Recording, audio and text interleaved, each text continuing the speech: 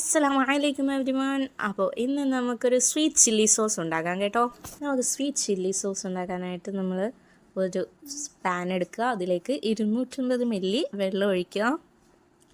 വെള്ളം ഒന്ന് ചൂടായി വരുമ്പോഴത്തേക്കും 2 ടേബിൾ സ്പൂൺ ചോപ്പ് ചെയ്ത വെളുത്തുള്ളിയും 2 ടേബിൾ സ്പൂൺ ചില്ലി ഫ്ലേക്സും ഇട്ട് കൊടുക്കുക. അപ്പോൾ നന്നായി ഒന്ന് യോജിപ്പിച്ച് അത് നന്നായി ഒന്ന് ചൂടായി വരുമ്പോഴത്തേക്കും അതിനകത്തോട്ട് 50 ഗ്രാം വിനാഗിരി ഒഴിക്കാം. കൂടെ ടേസ്റ്റിനനുസരിച്ചുള്ള ഉപ്പും കൂടെ ചേർത്ത് കൊടുക്കാം. അത് നന്നായി ഒന്ന് തിളച്ച് വരുമ്പോഴത്തേക്കും 1 ടേബിൾ സ്പൂൺ കോൺഫ്ലവറിനകത്ത് 40 മില്ലി വെള്ളം കൂടെ ഒഴിച്ച് നന്നായി ഒന്ന് ഡൈലൂട്ട് ചെയ്തതിന് ശേഷം അതിലോട്ട് ചേർക്കുക.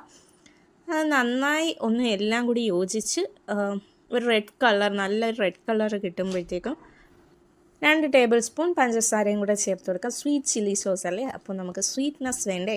അതിനായിട്ട് നമ്മളിവിടെ ഷുഗറാണ് യൂസ് ചെയ്യുന്നത്. അപ്പോൾ ഇത് നന്നായി ഒന്ന് 5 മിനിറ്റ് സ്ലോ ഫ്ലെയിം കുക്ക് ചെയ്യുമ്പോഴത്തേക്കും നമ്മുടെ സോസ് റെഡിയായി കഴിഞ്ഞു. ഇത് നമുക്ക് മന്തിയുടെ കൂടെയും മൊമോസിൻ്റെ കൂടെയും ചിക്കൻ്റെ കൂടെയൊക്കെ നല്ലൊരു ഡിപ്പായിട്ട് യൂസ് ചെയ്യാം. നല്ല സ്വീറ്റും ആണ്, അതുപോലെ തന്നെ നല്ല എരിവുമാണ് കേട്ടോ.